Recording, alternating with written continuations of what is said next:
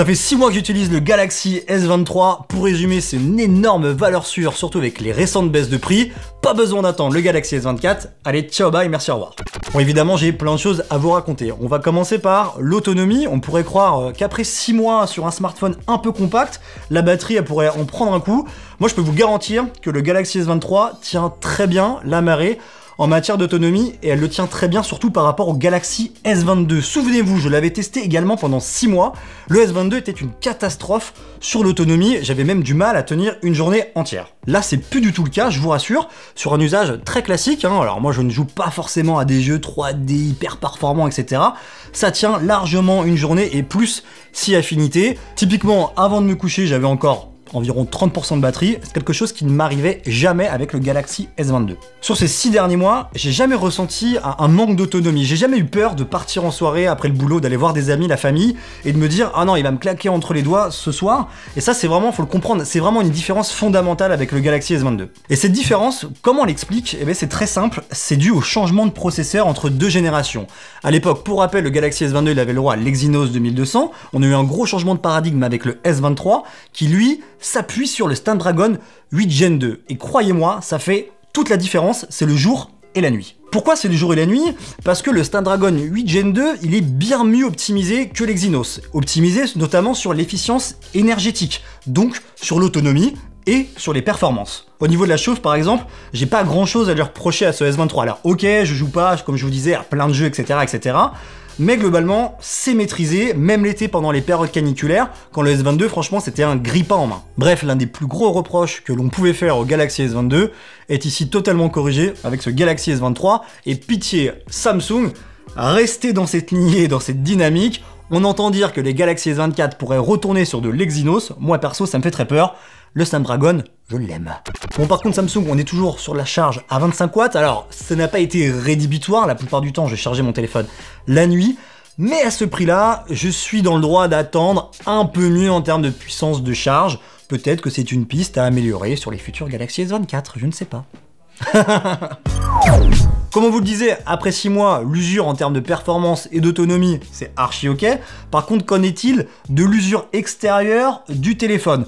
Bon, déjà, je tiens à me féliciter, c'est la première fois que je ne casse pas un téléphone que j'ai en long terme, alléluia, Samsung peut être content, mais en gros, si vous tenez à votre téléphone, je vous conseille quand même de mettre une coque et une protection d'écran. Certes, je ne l'ai pas cassé, mais je l'ai quand même rayé, je l'ai quand même égratigné sur les côtés. Disons que c'est pas un Gorilla Glass Victus 2 qui le rend invincible, pas du tout, donc si vous tenez à ce qu'il soit dans le même état qu'au moment de le sortir de la boîte, un conseil, protégez-le. Moi, comme je vous le disais, je ne l'ai pas protégé, donc je peux vous montrer un peu ce que ça donne. En tout cas, sur un coloris noir, la teinture qu'il y a sur les tranches, on peut voir qu'elle s'égratine facilement dès lors qu'on le fait tomber. Le pire, c'est vraiment, je pense, le module photo arrière. On voit qu'il est complètement égratiné. En tout cas, la peinture, la teinture s'enlève quand même assez facilement. Donc peut-être que ça se verrait moins sur des coloris plus neutres, plus clairs. En tout cas, sur un coloris noir, on peut vous assurer que ça se voit. Mettez une coque. Bon, on va pas vous refaire tout le topo des forces de One UI. Moi, par contre, ce que je peux vous dire sur 6 mois, c'est que Samsung, c'est un excellent élève en matière de suivi logiciel. Pourquoi? Car tous les mois, j'avais mon petit correctif de sécurité qui arrivait, qui popait, que je téléchargeais, qui de temps en temps pouvait apporter des petites améliorations, des petites optimisations. En tout cas, moi, je trouve que c'est ultra rassurant. L'autre chose trop cool, c'est que le Galaxy S23, hors pixel, a été l'un des premiers téléphones Android à recevoir Android 14 sous One UI 6. Et là, ça montre encore une fois que Samsung fait des énormes efforts pour déployer les nouvelles mises à jour majeures d'Android le plus rapidement possible sur ses flagships. Plus globalement, sur ces 6 derniers mois, j'ai tout simplement pas eu de bug. L'interface, elle est fluide, elle est cool à utiliser. Sur ça, je pense que c'est globalement un petit sans faute. Ok, au début d'année, quand je l'ai testé, j'étais un peu dur sur la partie photo de ce Galaxy S23, notamment sur toutes les photos en faible luminosité où je trouvais quand même qu'il galérait pas mal.